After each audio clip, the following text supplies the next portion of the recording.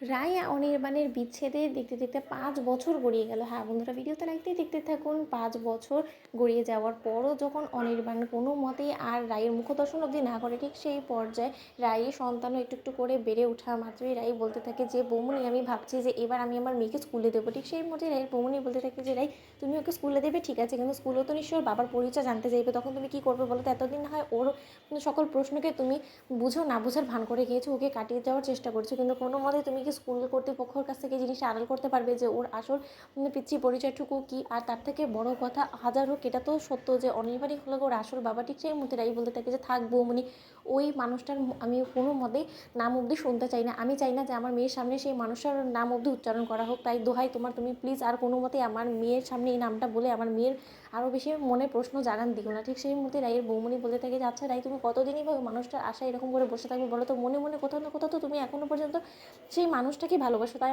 না?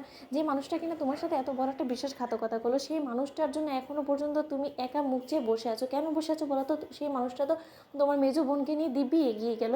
5 বছর কেটে গিয়েছে, সে তার সঙ্গে চুটিয়ে ঘর সংসার করছে, আর ইভেন কি সুখেও আছে। সে তো একবারও তোমাদের খোঁজ নেওয়ার চেষ্টা করেনি, তোমরা কেমন হালে আছো সেটারও খোঁজ নেওয়ার চেষ্টা করেনি। কিন্তু তুমি নিঃস্বার্থভাবে তাকে ভালোবেসে তুমি এরকম করে একলা একটা মেয়েকে নিয়ে লড়াই করে যাচ্ছ। কেন করছে? এই সংগ্রামী জীবনটাকে তুমি কতদিনই বা বয়ে বেড়াতে পারবে বলো তো? হাজারো, তোমার তো একজন জীবনসঙ্গীর প্রয়োজন আছে, তাই না?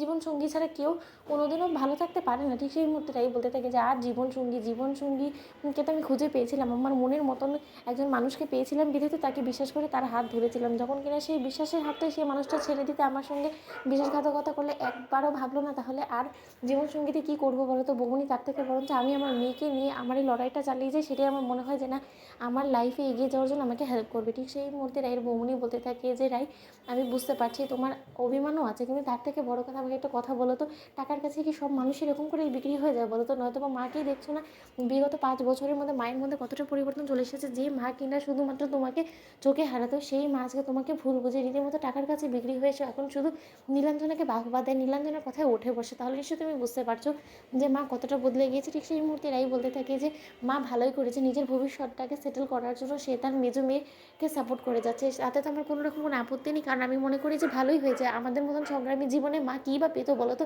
অনেক তো মা কষ্ট করে দেখেছে, কিন্তু কোনো মতেই তো মা কোনোদিনও সুখের মুখ দেখতে পারিনি, অন্তত আমরা দেখাতে পারিনি, আমরা ব্যর্থ হয়েছি। এখন যখন তার মেজো মেয়ের ধারা সে কোনো মতে সুখের মুখ দেখতে পেয়েছে, তাহলে কেনই বা সে তার মেজো মেয়েকে সাপোর্ট করবে না বলো তো বৌমনি? তার থেকে বরঞ্চ তুমি মাকে প্লিজ শুধু শুধু ভুল বোঝো না, মা যেটা করছে তাকে করতে দাও।